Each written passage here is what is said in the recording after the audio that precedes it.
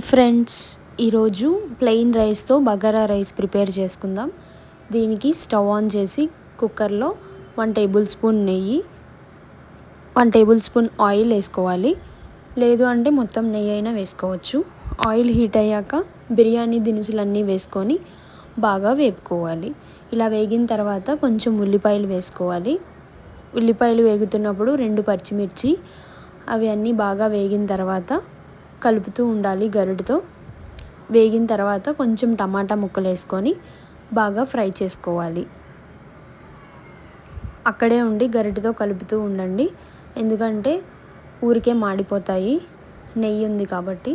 ఇలా గోల్డ్ కలర్లోకి వచ్చిన తర్వాత కొంచెం అల్లం వెల్లుల్లి పేస్ట్ వేసుకోవాలి.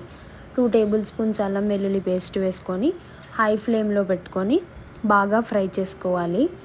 అల్లం వెల్లుల్లి పేస్ట్ వేసిన తర్వాత బాగా ఫ్రై చేయాలి, ఎందుకంటే అల్లం వెల్లుల్లి పేస్ట్ అడుగు పడుతూ ఉంటుంది.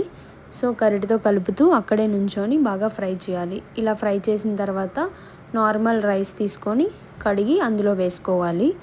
ఇలా వేసిన తర్వాత కొంచెం ధనియాల పొడి, కొంచెం జీలకర్ర పొడి, కొంచెం గరం మసాలా మీకు కావాలంటే యాడ్ చేయొచ్చు, లేదంటే స్కిప్ చేసుకోవచ్చు.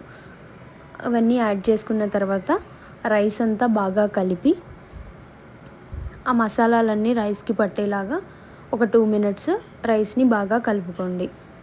ఇలా కలిపిన తర్వాత మసాలాస్ అన్నీ రైస్కి పడతాయి.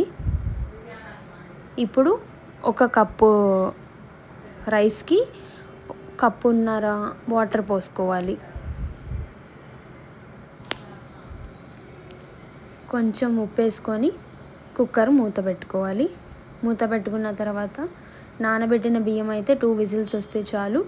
బియ్యం నానబెట్టకపోతే 3 విజిల్స్ వచ్చేదాకా ఉడికించుకోవాలి. అంతే, మన ప్లెయిన్ బగారా రైస్ రెడీ. దీనిలోకి ఏ వెజ్ కుర్మా అయినా బాగుంటుంది, లేదా నాన్ వెజ్ అయినా బాగుంటుంది, ఏదైనా బాగుంటుంది. చూడండి ఎంత కలర్ఫుల్గా వచ్చిందో, చాలా బాగుంది. మీరు కూడా ట్రై చేయండి. ట్రై చేసి టేస్ట్ ఎలా ఉందో కామెంట్ చేయండి. మా ఛానల్ని సబ్స్క్రైబ్ చేయడం మర్చిపోవద్దు. Thank you.